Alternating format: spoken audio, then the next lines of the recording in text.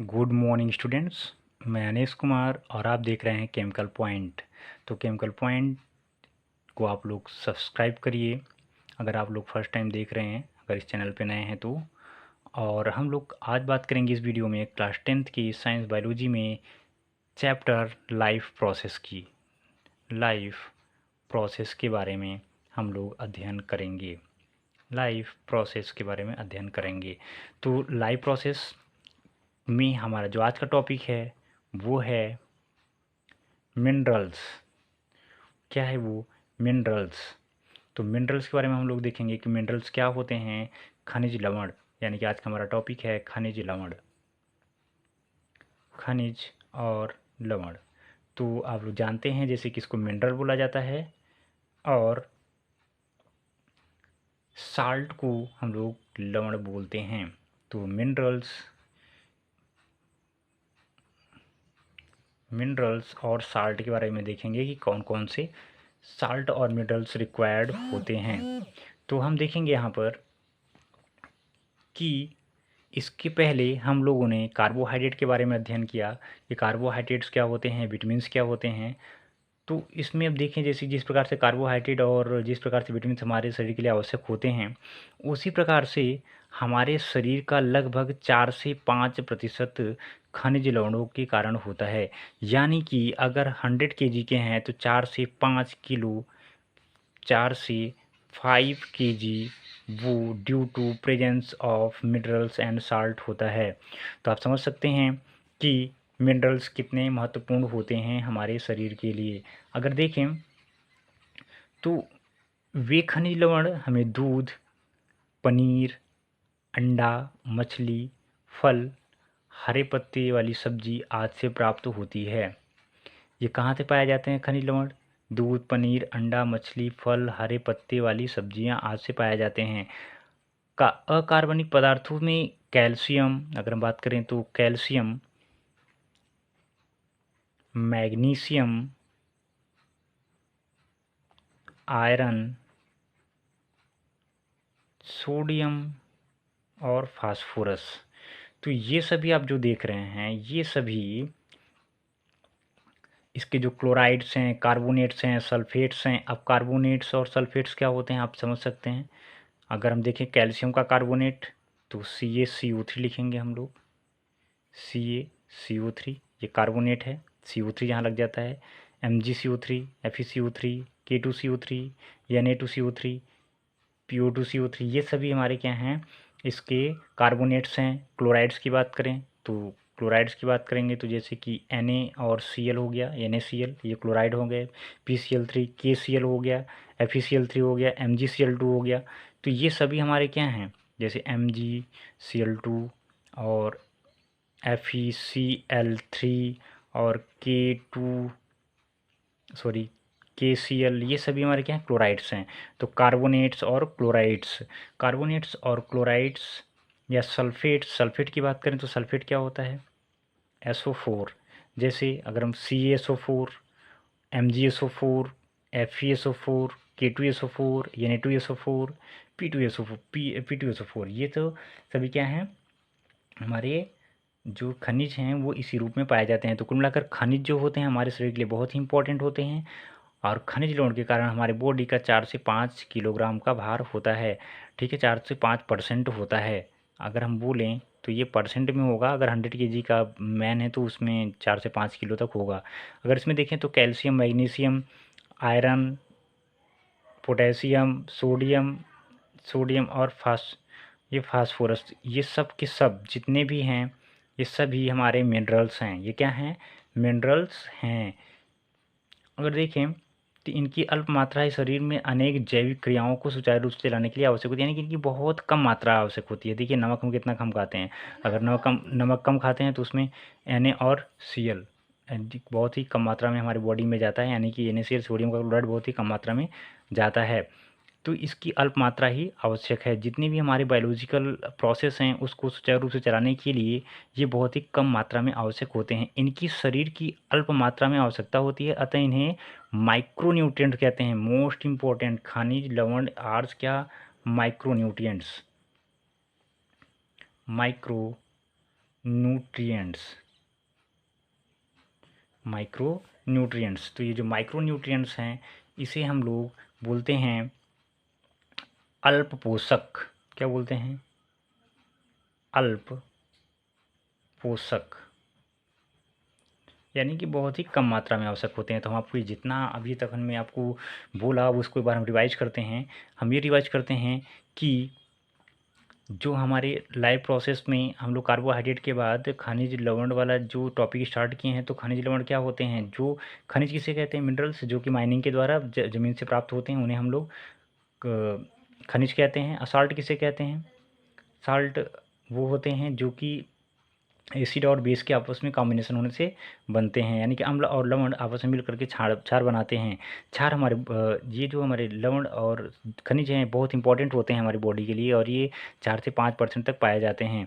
अगर हम देखें कि कौन कौन से खनिज हैं, कैल्शियम है, मैग्नीशियम है, आयरन है, पोटेशियम है, सोडियम है और फास्फोरस है। ये कार्बोनेट्स, क्लोराइड्स और सल्फेट के रूप में पाए जाते हैं, जिनकी हमारी बॉडी में बहुत कम मात्रा में आवश्यकता होती है, इसलिए इसे हम लोग अल्प पोषक या माइक्रो न्यूट्रिएंट्स भी कहते हैं।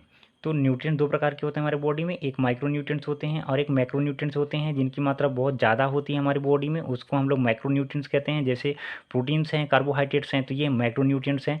और अगर हम बात करें ये मिनरल्स की, calcium, magnesium, iron, potassium, sodium और फास्फोरस की, तो ये बहुत ही कम मात्रा में हमारे बॉडी के लिए आवश्यक होते हैं। क्या कार्य होते हैं? फंक्शन अगर देखें तो अगर ये फंक्शन के तौर पर अगर देखें तो क्या कार्य क्या पाए जाते हैं? फंक्शन देखें अगर, तो नंबर 1 फंक्शन इसका क्या है?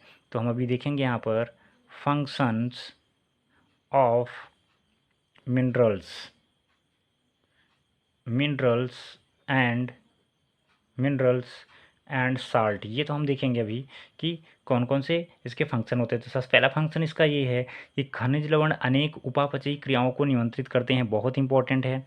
यानी कि मेटाबॉलिक जो ये प्रोसेस होते हैं हमारे बॉडी के अंदर, मेटाबॉलिक प्रोसेस को हमने बोला है कि मेटाबॉलिक प्रोसेस क्या होता है? हमारी बॉडी के अंदर पाए जाने वाली विनाशकारी और निर्माणकारी प्रक्रियाओं को, यानी कि कैटाबॉलिक और एनाबॉलिक प्रक्रियाओं को, कैटाबॉलिक और एनाबॉलिक प्रक्रियाओं को सम्मिलित रूप से, यानी कि विनाशकारी और निर्माणकारी प्रक्रियाओं को सम्मिलित रूप से मेटाबॉलिज्म कहा जाता है, उपापचय कहा जाता है। तो जितने भी हमारी बॉडी में कैटाबॉलिक और एनाबॉलिक प्रोसेस होते हैं उसमें इनका अहम रोल होता है, इनका अहम रोल होता है।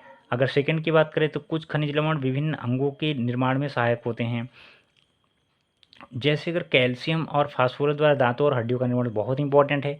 इसमें से आप देखिए कैल्शियम और फास्फोरस ये दोनों मिनरल्स हमारे हड्डी और दांतों में पाए जाते हैं। तो आप समझ सकते हैं कि मिनरल्स हमारे बॉडी के लिए कितने अधिक रिक्वायरमेंट्स होते हैं, कितने अधिक महत्वपूर्ण होते हैं।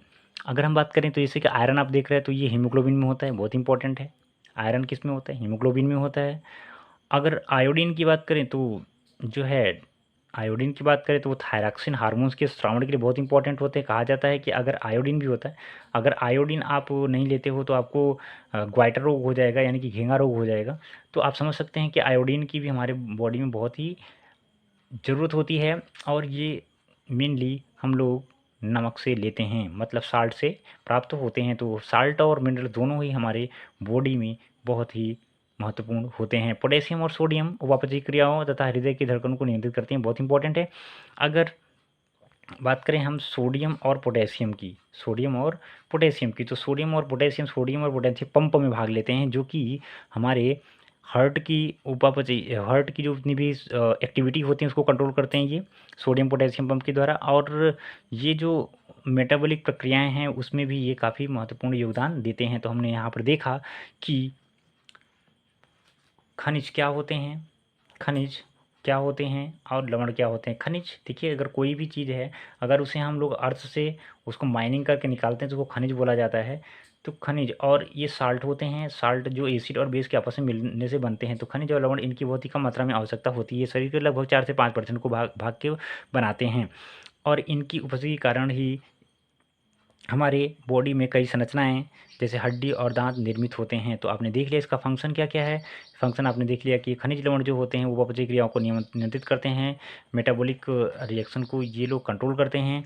और जैसे कैल्शियम और फास्फोरस लिख दें हम यहाँ पर, कैल्शियम और फास्फोरस ये हमारे बोन की फॉर्मेशन में सहायक होते हैं। किसमें? बोन के फॉर्मेशन में सहायक होते हैं। आयरन की बात करें तो आयरन हमारे बॉडी में हीमोग्लोबिन के रूप में पाया जाता है। और थायरॉक्सिन के स्रावण के लिए आयोडीन बहुत ही मस्ट होता है। तो और सोडियम पोटेशियम पंप में भाग लेता है, मतलब ये हृदय की गति, हृदय की एक्टिविटी को कंट्रोल करता है। और ये जितनी भी उपापचयी क्रियाएं हैं उनमें महत्वपूर्ण योगदान देते हैं। अभी हम लोग थोड़ा सा जल के बारे में बात कर लेते हैं कि वाटर क्या होता है। वाटर के बारे में आप लोग जानते हैं, जल ही जीवन है। तो हम यहाँ पे देखते हैं कि वाटर क्या है। तो वाटर आप लोग जानते हैं कि जितना भी ह्यूमन बॉडी है उसमें से 70% क्या होता है? वाटर होता है। वाटर का फॉर्मूला आप लोग जानते होंगे, H2O। ये बहुत ही इंपॉर्टेंट है। तो वाटर, जो वाटर है उसके बारे में हम देखेंगे कि हमारे बॉडी में इसकी क्या रिक्वायरमेंट होती है। तो हम आप देख लेंगे यहाँ पर कि जो जल होता है मनुष्य शरीर के लगभग 70% भाग को कवर करता है। यानी कि 70% जो पार्ट होता है ह्यूमन बॉडी का वो मोस्टली वाटर के द्वारा फॉर्म होता है। यह जितनी भी सेल्स होती हैं उसमें ये प्रोटोप्लाज्म के रूप में पाया जाता है। प्रोटोप्लाज्म आप जानते होंगे, कोशिका के अंदर पाए जाने वाले समस्त पदार्थ को हम लोग प्रोटोप्लाज्म कहते हैं। सेल है, सेल के अंदर जितने भी मटेरियल पाए जाएंगे उसको हम लोग प्रोटोप्लाज्म कहते हैं। तो प्रोटोप्लाज्म में भी वाटर महत्वपूर्ण रूप से पाया जाता है। ये प्रमुख घटक होता है। जल में ही शरीर समस्त जैविक क्रियाओं को संपन्न होती है। यानी कि जितनी भी बॉडी में एक्टिविटी होती हैं वो किस में संपन्न होंगी? वाटर के अंदर ही संपन्न होती हैं। खाना खाने के बाद हम पानी लेते हैं, इसका मतलब है कि हमारी जितनी भी बॉडी के अंदर प्रक्रिया होने वाली हैं वो वाटर के अंदर होने वाली हैं। जल जो है वो शरीर के ताप को नियंत्रित करता है। वाटर अगर हमारे बॉडी में नहीं होगा तो वाटर हमारे बॉडी का टेम्परेचर काफ़ी ज़्यादा बढ़ सकता है। इसका मतलब ये है कि वाटर कूलर के रूप में कार्य करता है, हमारी बॉडी के लिए कूलर के रूप में कार्य करता है। जल अपघटन से जितने भी जटिल भोज्य पदार्थ पाए जाते हैं, यानी कि जितने भी कॉम्प्लेक्स कॉम्प्लेक्स कंपाउंड्स होते हैं वो वाटर के प्रेजेंस में ही क्या होते हैं? ब्रेक होते हैं। वाटर के प्रेजेंस में ही ब्रेक होते हैं, जिससे कि हमारी जो डाइजेशन वाली प्रोसेस है वो कंप्लीट हो पाती है। अगर हम देखें तो वाटर जो है पौधों के लिए बहुत इंपॉर्टेंट होता है। अगर प्रकाश संश्लेषण होना है तो उसमें वाटर का रिक्वायरमेंट बहुत अच्छी होती है और वो कच्ची सामग्री के रूप में वो उपयोग किया जाता है। प्रकाश संश्लेषण में वाटर कच्ची सामग्री के रूप में प्रयुक्त होता है। अगर हम देखें जल की कमी होने पर जीवद्रव्य में जितनी भी क्रियाएं हैं वो धीमी पड़ जाती हैं, अर्थात जल ही जीवन है। तो इसके जो आगे वाली वीडियोज होंगी उसमें हम लोग न्यूट्रिशन के बारे में बात करेंगे कि न्यूट्रिशन क्या होता है और कितने टाइप का होता है। उसके बाद न्यूट्रिशन के बाद हम लोग जो हमारा आगे का टॉपिक है फोटोसिंथेसिस, उस पर हम लोग वीडियो लेकर आएंगे। तो अगर आप लोगों को ये वीडियो पसंद है जिसको लाइक करिएगा, सब्सक्राइब करिएगा चैनल को। अभी इसके आगे का जो पोर्शन से नेक्स्ट वीडियो में डिस्कस करेंगे। तब तक के लिए थैंक यू।